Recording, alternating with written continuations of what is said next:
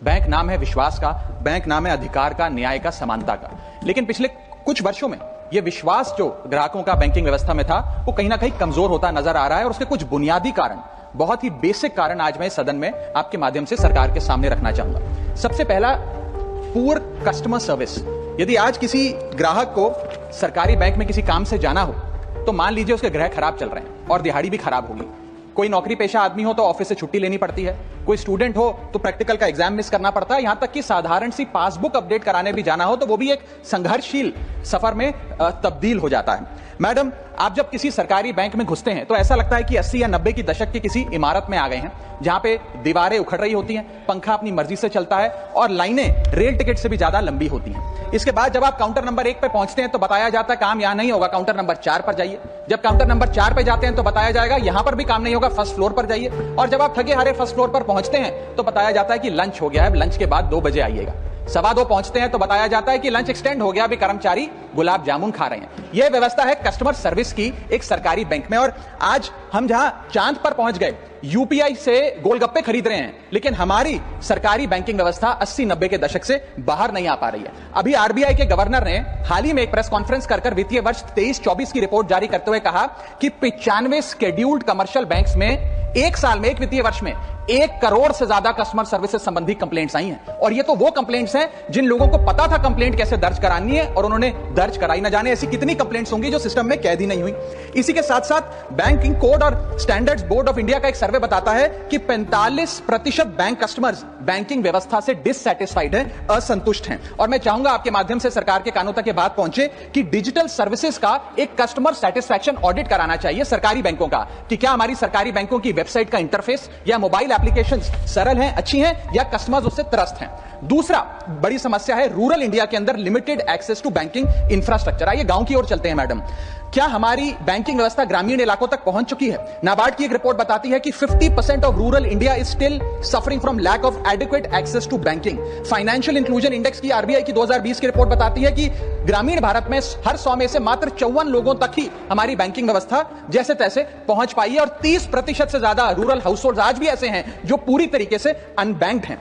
और ma'am, banking की ग्रामीण इलाकों में अगर बात करें तो बैंकिंग व्यवस्था ने ग्रामीण इलाकों के साथ सौतेला व्यवहार किया है। पहले तो बैंक की ब्रांच गांव के पास नहीं है। जब वो बूढ़ा आदमी भोला भटका बैंक की 5-10 किलोमीटर दूर ब्रांच तक पहुंचता है तो पता लगता है कि बिजली गुल है। बिजली आ जाती है तो पता लगता है सर्वर डाउन हो गया है। सर्वर भी चल जाता है तो पता लगता है आधार सीडिंग में दिक्कत है, फिंगरप्रिंट मिसमैच हो रहा है या बैंक अकाउंट की मैपिंग ही नहीं हो पा रही है। डॉक्यूमेंटेशन से लेकर कॉम्प्लिकेटेड फॉर्म से लेकर लैंग्वेज के चैलेंजेस तक ग्रामीण इलाकों में लोगों को झेलने पड़ते हैं। और सबसे ज्यादा बैंकिंग फ्रॉड भी गांव के भोले भाले आदमी के साथ होता है। इसी के चलते हमारे गांव का आदमी प्राइवेट निजी साहूकार के पास जाकर लोन लेना बेहतर समझता है, ना कि किसी बैंक के पास जाकर। और जब वे साहूकार के पास जाता है तो ना वहां पेपर वर्क होता है, एक इजियर एक्सेस होता है, फियर ऑफ बैंक और इलिटरेसी नहीं होता। बहुत बार तो मॉर्गेज पे भी कुछ नहीं रखना पड़ता, इसलिए वो साहूकार से ब्याज पे पैसा उठाता है। लेकिन साहूकार उसे मनमानी दाम पर वो ब्याज पर पैसा देता है। 60 से 80% सालाना का इंटरेस्ट रेट चार्ज करता है। जिंदगी भर के लिए उसकी गुलामी लिखवा लेता है और वो बेचारा गांव का भोला भाला आदमी डेट ट्रैप में फंस के रह जाता है। मेरी तीसरी बड़ी समस्या जो मैं आज आपके सामने रखना चाहूंगा वो है साइबर फ्रॉड और digital frauds in the banking sector. Cyber frauds वर्ष 2023 में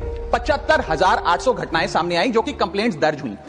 वर्ष 2024 आते आते 75,000 से बढ़कर यह आंकड़ा 2,92,000 हो गया, यानी कि 285% के बैंकिंग फ्रॉड्स की घटनाओं में इजाफा देखा गया। और 2100 करोड़ रुपए लोगों के इस बैंकिंग फ्रॉड के चलते जीरो हो गए, शून्य हो गए, उनका नुकसान हो गया। और सबसे ज्यादा कंप्लेंट्स इसमें यूपीआई रिलेटेड बैंकिंग फ्रॉड्स की आई हैं। मैडम, मैं आपको बताना चाहूंगा कि मनी थेफ्ट के साथ साथ उतना ही जरूरी है डेटा थेफ्ट। जब आप बैंक को पूरे विश्वास के साथ अपना डेटा देते हैं, अपना पैन देते हैं, अपना नाम, एड्रेस, डेट ऑफ बर्थ, तमाम चीजें देती हैं, क्या बैंक आपके डेटा को सुरक्षित रख पाता है? क्या बैंक वो जाने अनजाने में या डेटा चोरी के माध्यम से वो सारा हमारा डेटा मार्केटिंग कंपनियों के पास, क्रेडिट कार्ड कंपनियों के पास, लोन देने वाले, फ्लैट बेचने वाले लोगों तक नहीं पहुंचता? एक रिपोर्ट के मुताबिक 2019 में एसबीआई के 3 million customer account data leak हो गया और तमाम बैंकिंग हिस्ट्री लीक हो गई।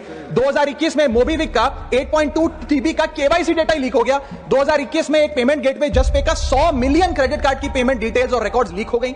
अब ये लीक है कि जाने अनजाने में डेटा शेयरिंग है, ये फैसला मैं आप तक छोड़ता हूं, लेकिन आपको इस डेटा लीक का भुगतान करना पड़ता है, आपको उसको भुगतना पड़ता है। और उसका सबसे छोटा सा उदाहरण है कि आए दिन आपको आपके बीवी, आपके माता पिता, आपके घर वाले फोन करके आपका हाल पूछे ना पूछे, मार्केटिंग कॉल्स वाले आपको रोज फोन करके कहेंगे कि आपका क्रेडिट कार्ड अप्रूव हो गया, आपका लोन अप्रूव हो गया, हमसे फ्लैट ले लीजिए, हमसे फलानी चीज ले लीजिए। इनके पास ये हमारा डेटा आता कहां से, एक बड़ा सवाल है। चौथी समस्या, हिडन चार्जेस और फीस। मैं चाहूंगा आपके माध्यम से ये नाना प्रकार के चार्जेस जो आज मैं सदन में लाया हूं, ये माननीय वित्त मंत्री जी तक पहुंचे, ताकि देश के आम आदमी की जो जेब बैंकिंग सिस्टम काट रहा है, ये उसे पता लगे, ग्राहक को भी और माननीय वित्त मंत्री जी को भी। पहला, मिनिमम बैलेंस पेनल्टी। यदि आप न्यूनतम बैलेंस नहीं रखते हैं तो 100 से 600 रुपए प्रति माह बैंक आपका काट लेता है। इस चार्ज को लगाने के बाद बैंकों ने वित्तीय वर्ष 22-23 में 3500 करोड़ रुपए मिनिमम बैलेंस पेनल्टी के नाम से लोगों से वसूले हैं मैडम।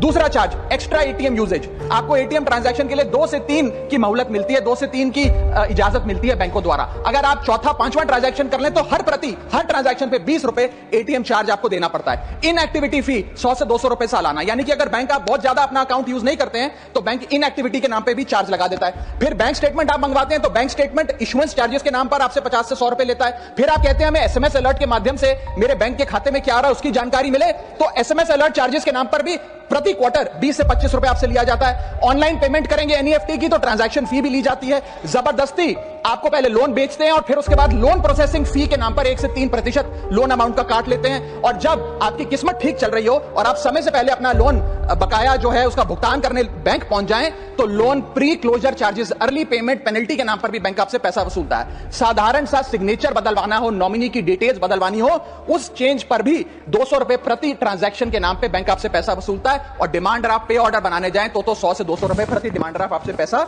वसूलता ही वसूलता है। यानी कि कस्टमर्स की जेब काटी जा रही है और कस्टमर्स को पता भी नहीं लगता कि कितना पैसा बैंक इन नाना प्रकार के चार्जेस के चलते आम आदमी से वसूल रहा है। मेरा पांचवा और आखिरी point madam, insurance and investment product miss selling.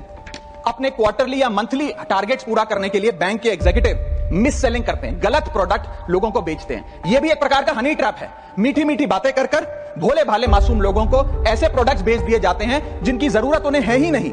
IRDAI, insurance regulatory development authority of India की एक रिपोर्ट बताती है कि 3.5 लाख सालाना कंप्लेंट्स में से 20% कंप्लेंट्स सिर्फ और सिर्फ मिस सेलिंग की, गलत प्रोडक्ट बेचने की उन्होंने दर्ज करी हैं। सेबी की एक रिपोर्ट बताती है कि 30% इन्वेस्टर मिसलीडिंग इंफॉर्मेशन का शिकार हैं। और म्यूचुअल फंड्स की मदर बॉडी, जिसे association of mutual fund of India कहते हैं, वो बताती है कि 23%, मैं खत्म कर रहा हूं मैडम, 23% इन्वेस्टर ऐसे हैं जिनके पास वो प्रोडक्ट्स हैं जो उनके रिस्क प्रोफाइल और फाइनेंशियल गोल से मेल ही नहीं खाते हैं। तो मैडम, मैं इन सारे जो समस्याएं बताई हैं उसके माध्यम से समाप्त कर रहा हूं। बस इतना ही कहना चाहूंगा कि ये बड़ी बुनियादी समस्याएं हैं जो आज इस देश का एक आम अकाउंट धारक, एक आम आदमी सफर कर रहा है। मैं चाहूंगा माननीय वित्त मंत्री जी इन बुनियादी सुविधाओं का, इन बुनियादी समस्याओं का समाधान दे। बहुत बहुत शुक्रिया।